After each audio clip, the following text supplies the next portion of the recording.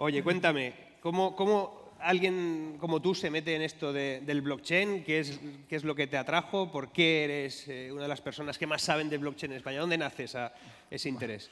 Bueno, en primer lugar, buenos días a todos y un placer estar aquí en esta sesión y al lado de alguien de tanto prestigio como tú.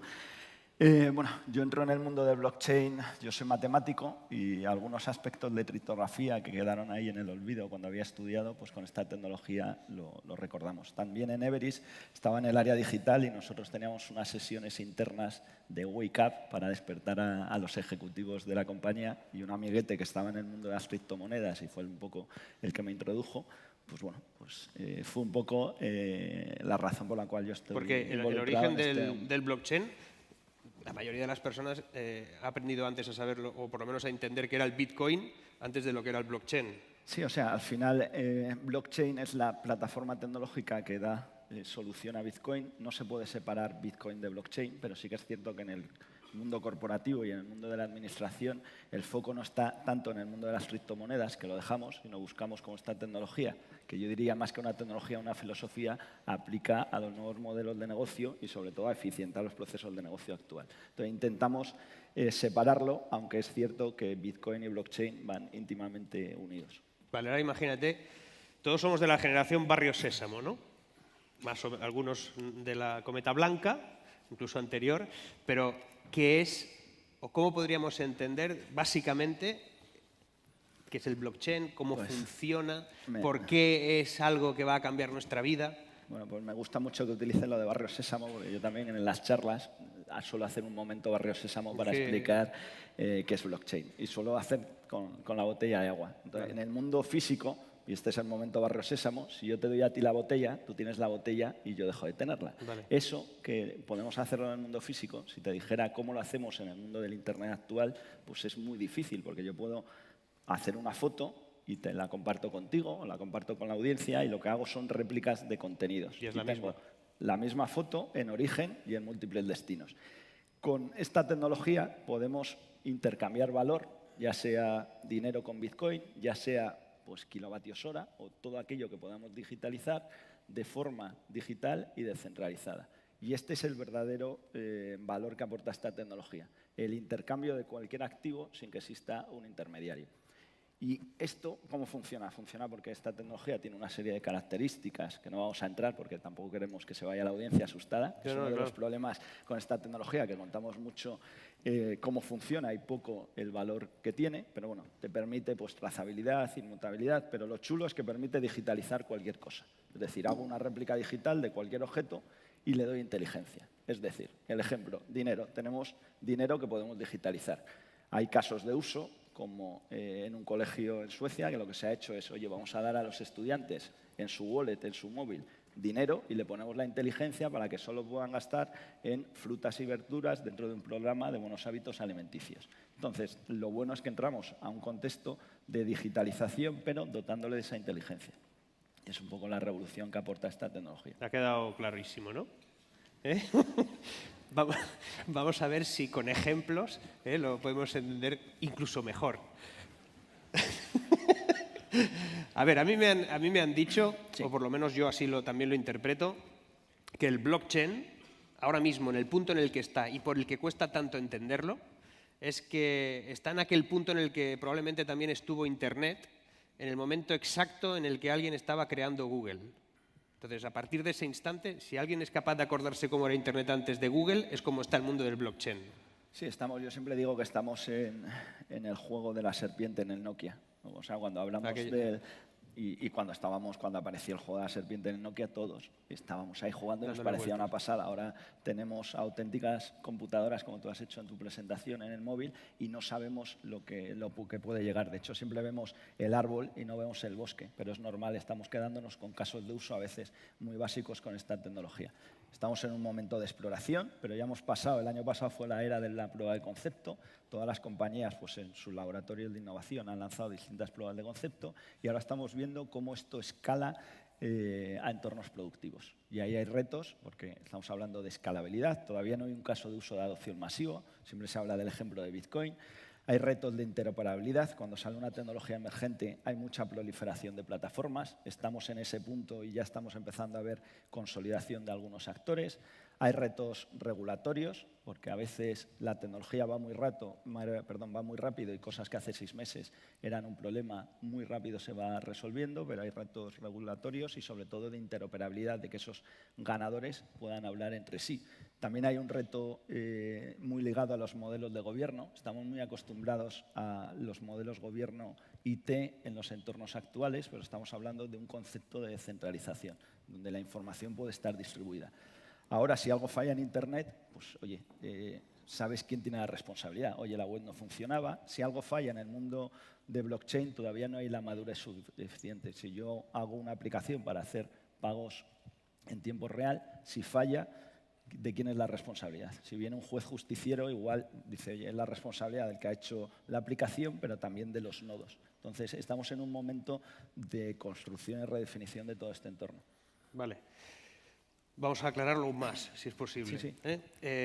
Yo ponía el ejemplo de la sentencia del Supremo, ¿no? Que hay quien, por lo menos yo con el grado de conocimiento que tengo sobre el blockchain, interpreto que sería factible que ese impuesto, desde un punto de vista técnico, desapareciera, porque lo que hace es, digamos, certificar que se ha firmado una hipoteca y el notario, todo este proceso.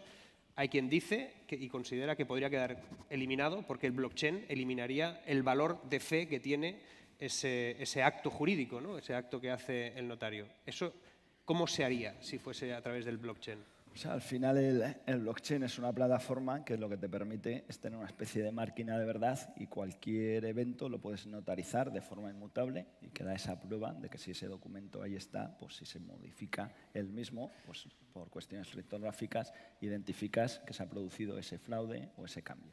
Entonces, a través de esta tecnología también tú puedes tener cambios de estado en esos documentos que te permiten identificar quién ha hecho qué y cómo lo ha hecho. ¿Y quién accede a ese documento? ¿Y desde dónde y cuándo?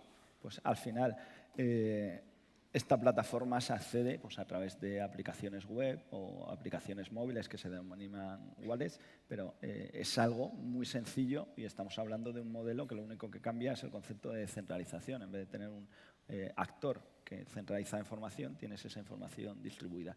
Los casos de uso, hay muchos casos de uso de trazabilidad en el sentido, oye, denominaciones de origen orgánico de productos. Incluso aquí se está planteando en temas como fue el fraude del atún rojo, porque esta tecnología además no es la panacea, no suele ir solo, suele ir con temas de IoT o inteligencia artificial. Pues oye, cómo tracear un producto desde que se produce hasta que llega al consumidor final.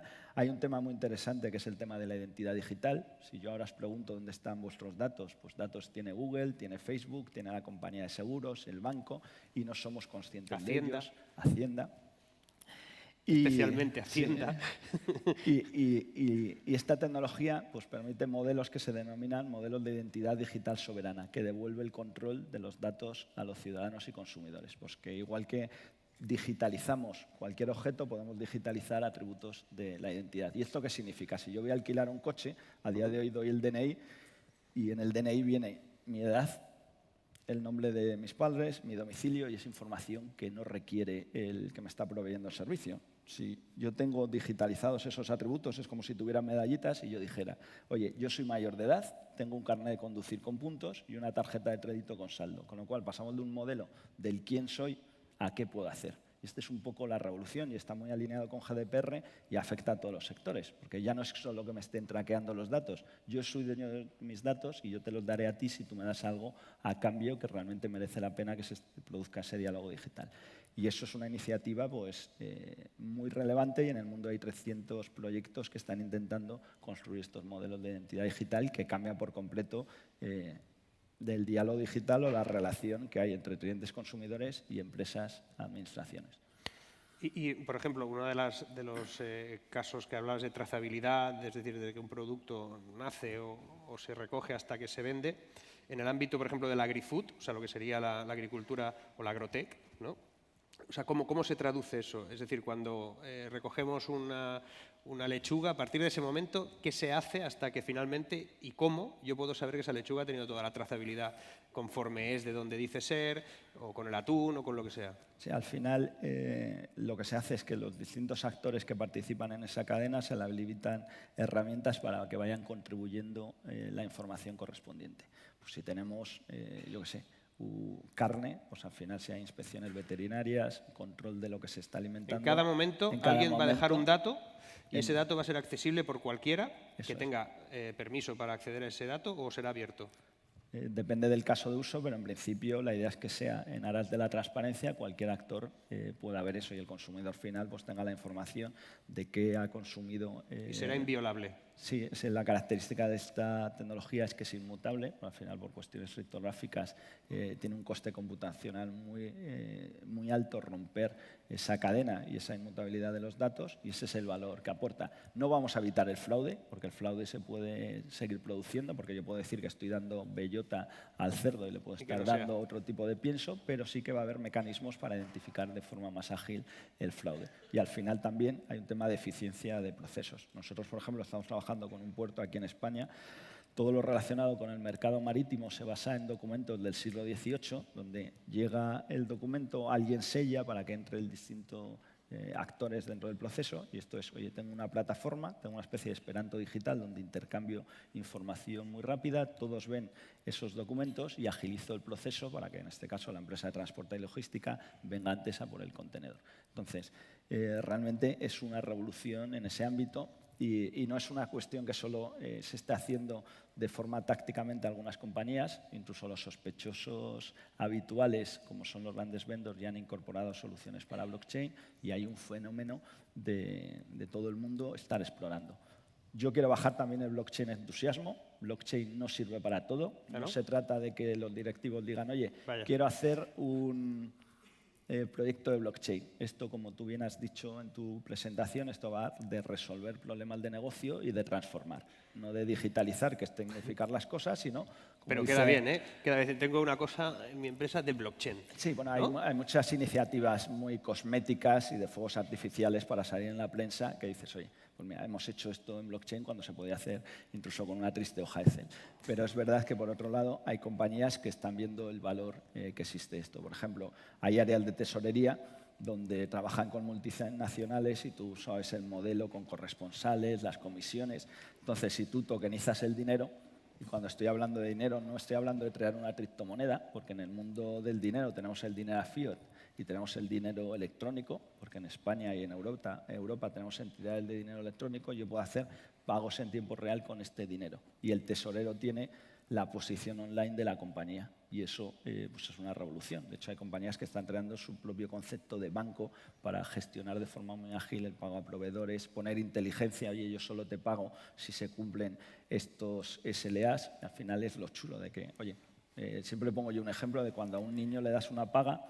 Para entenderlo, voy a intentar, si con la botella no lo he conseguido, siempre tengo el plan B. Claro. Pues vamos a imaginar que tenemos un niño de 13 años y queremos darle la paga semanal. Entonces, ¿cómo sería la compra de chuches en una sociedad blockchainizada? Pues sería, oye, papá y mamá con el wallet le pasan el dinero tokenizado al niño, ¿vale? Y además tiene que ser multifirma. Papá y mamá tienen que estar de acuerdo, si no el niño no podría hacer uso del dinero. Además, si es diabético... Verás cómo acaba esto. Acaba el niño hackeando a los padres. O sea, sigue. El niño, además, si es diabético, podemos ponerle la inteligencia para que no compre determinados productos. El pago ya no se hace por TPV. Haríamos un pago de ese dinero tokenizado del niño al responsable, al vendedor, al kiosquero, al vendedor de golosinas. Y además, la factura muerto. No necesito un recibo, porque lo haríamos sobre una capa donde estarían todas las transacciones económicas. De hecho, blockchain, paradójicamente, nació como un movimiento de cyberpunk, de gente que quería acabar con las multinacionales, los gobiernos, el control, pero esto en manos de los gobiernos es el gran hermano. De esto para la agencia tributaria es el sueño húmedo, porque es que en esa capa tendríamos toda la información en tiempo real. Cuando oyen blockchain dices, hostia, os voy a tener a todos controlados. Claro, porque en tiempo real yo puedo aplicar los impuestos, yo puedo hacer que la economía sumergida salga. O sea, para para las agencias O sea, que no tributarias era tan bueno. es una gran solución. O sea, no, la cuestión... No, sí, es bueno, es bueno. Pues si están emitiendo ahí en streaming. La cuestión, de todos modos, o sea, como decíamos, o por lo menos así es como se explica, y los que sabéis más del blockchain también lo explicáis así. Es verdad que bajáis a tierra muchas veces, no es para todo, pero sí que el blockchain va a cambiar muchas cosas y es inevitable. Lo que no sabemos es en qué tiempo, seguramente tal vez menos de lo que hemos pensado inicialmente.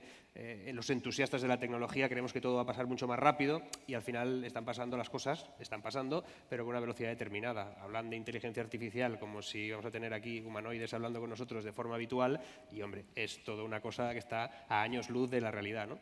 Pero en todo caso, con el blockchain, como no sabemos, o en muchos casos todavía no sabíamos lo que es del todo, da la sensación de que viene, pero no sé lo que viene. Entonces, es verdad que todos estos directivos y directivas que hay aquí tienen que estar preocupados, o por lo menos atentos, a cómo el blockchain no solo puede afectarles, sino cómo puede ser una oportunidad en cada uno de sus negocios, sea el sector en el que están.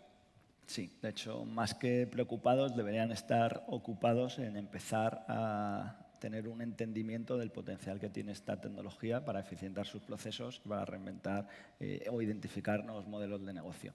La barrera de entrada con blockchain, como he dicho, en los proyectos blockchain solo lleva una parte, no son proyectos sumamente caros y, de hecho, también en España, curiosamente, se ha dado una circunstancia que es que muchas compañías, muchos actores se han unido para dinamizar el tema de blockchain. Somos referencia mundial porque se ha hecho un consorcio nacional multisectorial, del cual nosotros también somos cofundadores, que es Alastria, y que de hecho se ha llevado a Latinoamérica con el Banco de Desarrollo Interamericano para replicar ese modelo en países de Sudamérica, porque además blockchain tiene una parte social muy bonita de intrusión financiera e intrusión social. Entonces, creo que el colectivo de talento que hay en esta sala pues tiene que empezar a explorar, a tener un mejor entendimiento, no del cómo funciona, sino de qué casos de uso, cómo me puede ayudar esta tecnología, y luego verán que hay muchos procesos que históricamente el coste con las tecnologías actuales para resolverlo a veces es alto y blockchain es un facilitador.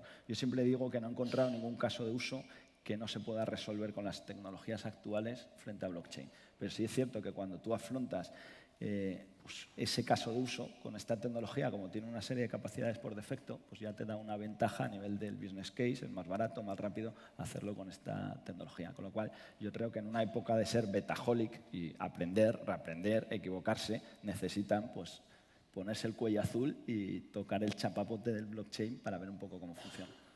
Chapapote, Galicia, ¿no? No era la mejor metáfora, pero bueno.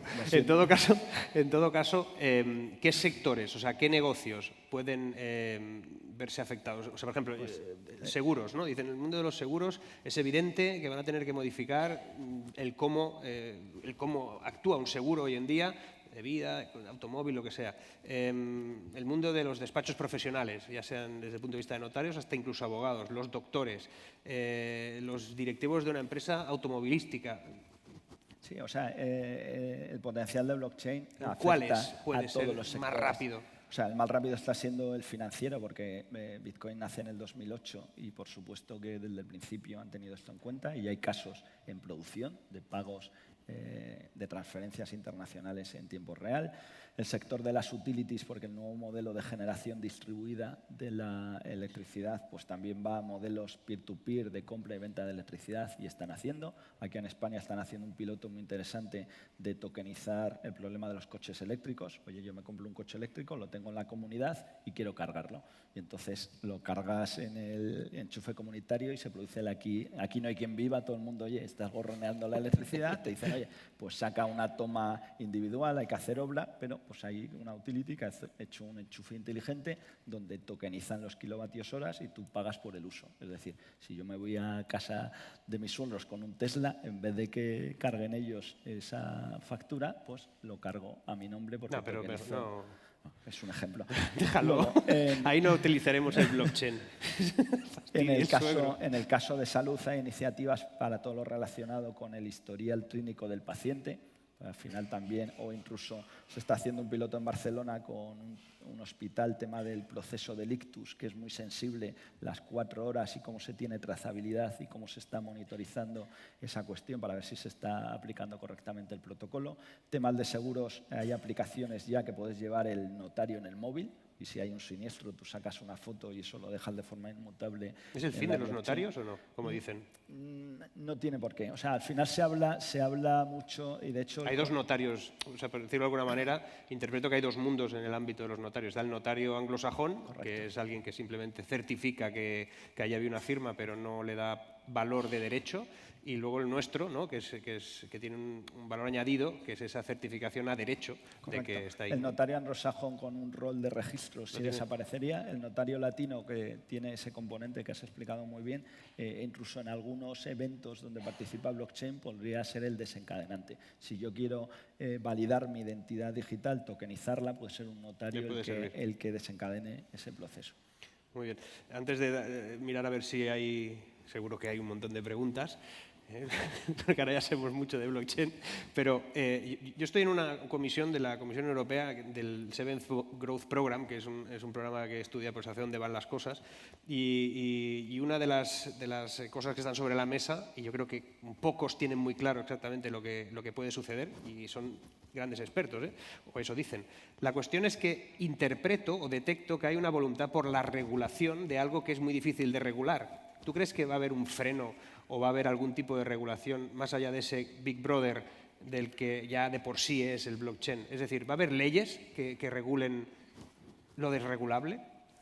Bueno, es la eterna pregunta entre regulación versus innovación. Es cierto que la Comisión Europea está empujando muchísimo todo lo relacionado con blockchain y creo que también lo que se ha hecho en España de poner en una mesa al regulador, emprendedor, a la universidad y a las compañías, lo que pretende es realmente acercar esta tecnología y tener una especie de sandbox. Ahora estamos trabajando en el sandbox financiero, pero tener un sandbox para blockchain y que de alguna forma la regulación acelere esto. El ejemplo que he puesto antes de tokenización de los kilovatios hora no se puede hacer para compra y venta peer-to-peer aquí en España porque la Comisión Nacional de Energía no lo permite y en cambio en otras geografías sí.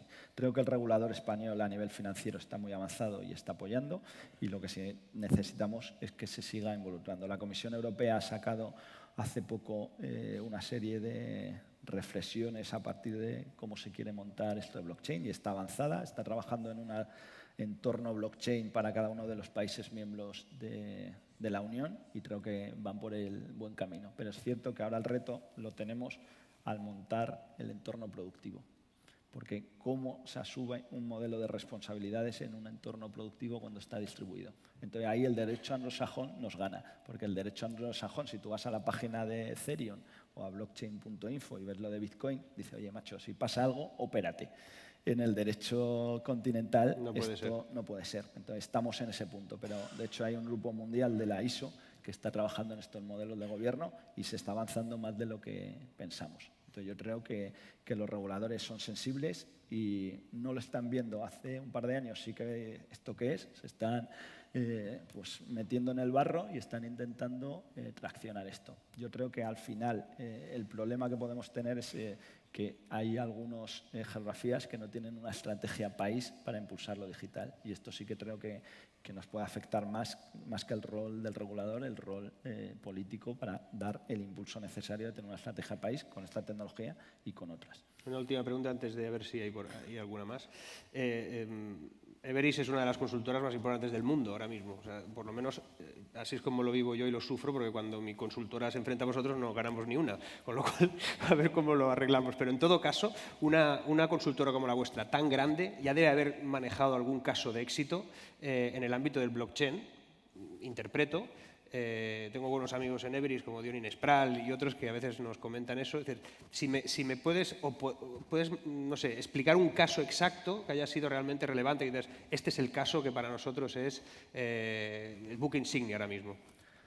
Bueno, tenemos distintos casos. A nosotros Que lo podamos entender. Sí, no, a nosotros uno de los que más nos gusta es uno que estamos haciendo con un puerto, y para hacerlo voy a decir uno español, no voy a decir casos de fuera, uno que estamos haciendo con un puerto español y una naviera, que consiste, sabes que cuando llega, pues las navieras vienen con distinta documentación, esa documentación pues se estaba intercambiando de forma muy manual, se han digitalizado todos esos contratos con esta tecnología para intercambiar la información y que el proceso administrativo que hay con aduanas y con las autoridades portuarias sea mucho más rápido.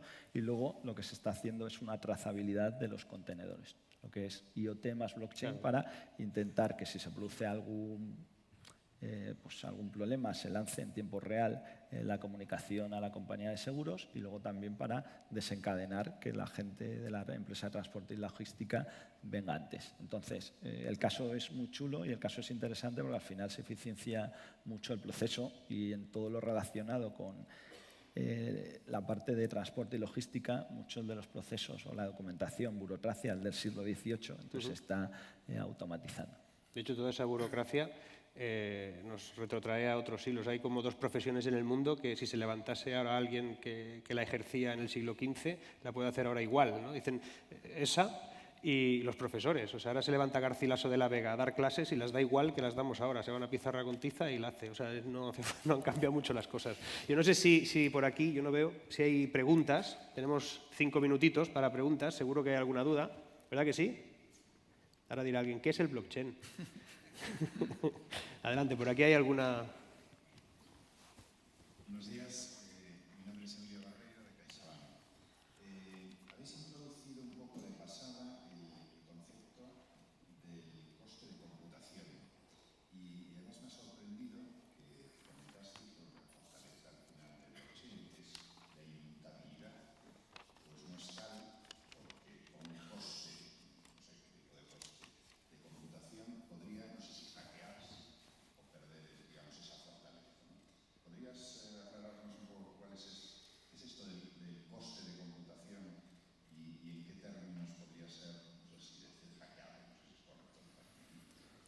Vale, muchas gracias por la pregunta. O sea, al final, cuando hablamos de blockchain tenemos que dividir, existen distintos entornos. Existen blockchain públicas, blockchain privadas, y eso tiene pues distintas características. Al final, blockchain se basa en un efecto red, donde la información, en vez de existir un único punto de fallo, que es la información central, está distribuida. Es como si todos ustedes fueran un nodo de esa red y yo quisiera pues, modificar. Oye, yo le digo a Marc una cosa, le digo que le voy a dar 5 bitcoins y todos ustedes apuntan que Roberto le va a dar a Marc 5 bitcoins. Yo también lo voy a apuntar. Y hablo contigo y te digo, no, en vez de 5, apunta 3. O sea, para modificar cada uno de los libros de contabilidad de todos los presentes, pues eso supone un esfuerzo muy grande. Y a eso me refiero, que para modificar las transacciones que se guardan en cada uno de los nodos requiere un coste computacional bestial que a día de hoy no existe. Por eso tenemos la característica de inmutabilidad.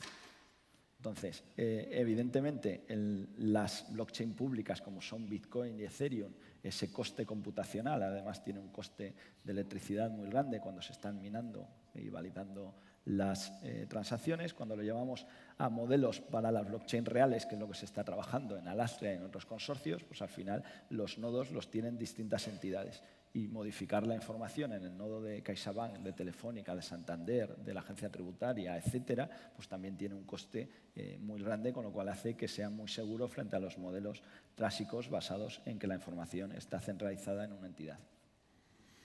Tela. ¿Ha quedado claro? Más o menos. O sea, cuenten que de media los seres humanos hoy en día gestionamos 32 gigabytes de información al día, de media. Cada uno de nosotros recibimos entre conversaciones, vídeos, cartas, cosas que escuchamos, 32 gigabytes de información al día. Bueno, obviamente si ven Telecinco hay quien gestiona 60, ¿no? por la media. Pero en todo caso, lo curioso es que hoy nos vamos a llevar aquí todos 40 o 45, porque yo ya estoy ahí computando todo lo que ha dicho y además me da una envidia tremenda cuando escucho gente como tú que sabe tanto de algo que a mí me cuesta todavía llegar ahí. Es como cuando escuchas pues, a un científico ya muchos años haciendo algo y dices, qué suerte que el tío ya sabe de esto, ¿no? O sea, esto que viene ya lo sabe él y yo aún no. La cuestión es esa. No, pero intentamos explicarlo. Sí, pero tú ya lo sabes. Ya, pero ya sabes que hay el dicho de los consultores y los abogados. Saben de A todo. mayor confusión, mayor facturación. ¿Ah, sí? Pero, Por eso- estamos intentando explicarlo. Por eso lo digo en broma, no lo se digo en ganó broma. ni un concurso todavía en mi vida, porque lo explico claro. No, lo digo en broma porque siempre... Lo ha hecho muy bien, la verdad que hay una buena parte que cuesta, pero yo creo que nos ha quedado bastante claro, por lo menos la relevancia que tiene, que no es tan inmediato, pero sí es importante tenerlo ya claro, que nos ocupemos, me ha quedado muy bien, más que preocuparnos, nos ocupemos ya del tema para no preocuparnos después. Y yo pues no nos queda, si queda una pregunta la podemos hacer y si no pues ya nos vamos a ir a otra cosa. ¿Hay alguna pregunta más? ¿Sí? La segunda y última. Hola, mi nombre es Fausto Núñez, soy de Energía de Galicia. Has hablado, la pregunta es sobre el sector de la energía. Has hablado que el futuro del sector de la energía parece que es la generación distribuida, estoy de acuerdo, y en el que el consumidor va a ser parte activa, va a ser generador de electricidad. Me gustaría saber si estáis trabajando en algún proyecto de intercambio de energía entre consumidores. Bueno, estamos con algún proyecto, ¿no? En España no, en otras geografías donde sí está permitido, pues, trabajando en esa plataforma o incluso en algunos tokens de la electricidad para incluso que las comunidades tengan incentivos. Existen alguna startup como SolarCoin que lo que hace, oye, genero un token de la energía solar y con eso pues genero un modelo de oferta y demanda y también incentivo al productor. Entonces, de hecho, las utilities a veces parece, o el sector de la energía parece muy conservador, pero en este ámbito yo creo que a nivel nacional todas, incluso Naturgy, que también es uno de los patrocinadores del evento, están haciendo cosas muy relevantes y no son lo que se piensa, oye, están ahí un poco anclados en el pasado, para nada. Están viendo cómo se pueden posicionar y, de hecho, su competencia a veces viene, el propio Google es uno de los grandes competidores, aunque a veces no lo sabemos, es uno de los grandes competidores del mundo energético. Y sí, el sector de energía se puede hacer porque tiene el tema del vehículo eléctrico, toda la parte de compra-venta peer-to-peer, hay una parte que se está intentando trabajar de certificar la trazabilidad de la energía de fuentes renovables. Entonces hay casos de uso interesantes. Muy bien. Pues bueno, muchísimas gracias, Gracias, Marc. por esta masterclass que realmente la ha hecho él y la ha hecho muy bien.